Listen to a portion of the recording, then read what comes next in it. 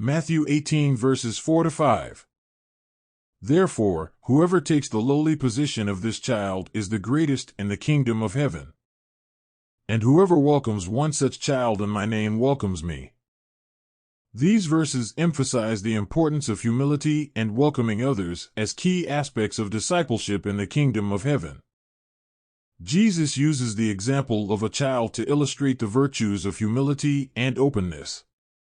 Matthew 18 verses 4 to 5 presents a profound teaching from Jesus about the values of humility and welcoming others, key principles in the kingdom of heaven. In these verses, Jesus uses the imagery of a child to convey essential spiritual truths. In verse 4, Jesus asserts that taking a lowly position of this child is the key to greatness in the kingdom of heaven. The child, in the cultural context of Jesus' time, represented simplicity, dependence, and lack of status, qualities typically undervalued in adult society. By elevating these qualities, Jesus overturns conventional ideas of greatness and power. He suggests that true greatness in God's kingdom is not about authority or dominance, but about humility, openness, and dependence on God. This teaching challenges the disciples and contemporary believers to reevaluate their understanding of status and greatness, shifting the focus from self-importance to humility and servitude. Verse 5 expands on this idea by linking the treatment of children and, by extension, those who are vulnerable or lowly to the treatment of Jesus himself.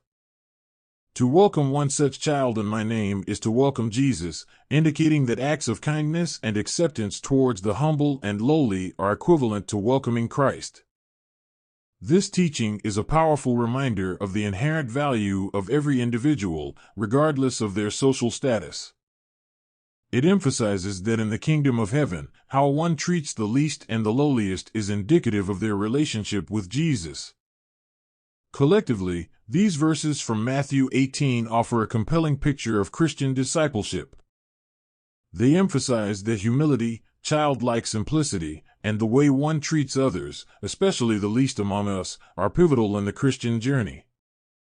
Jesus' teaching invites believers to cultivate a humble heart, to value and welcome the vulnerable, and to recognize the presence of Christ in every act of kindness and acceptance. This message is as relevant today as it was in Jesus' time, calling Christians to embody the values of the kingdom of heaven in their daily lives.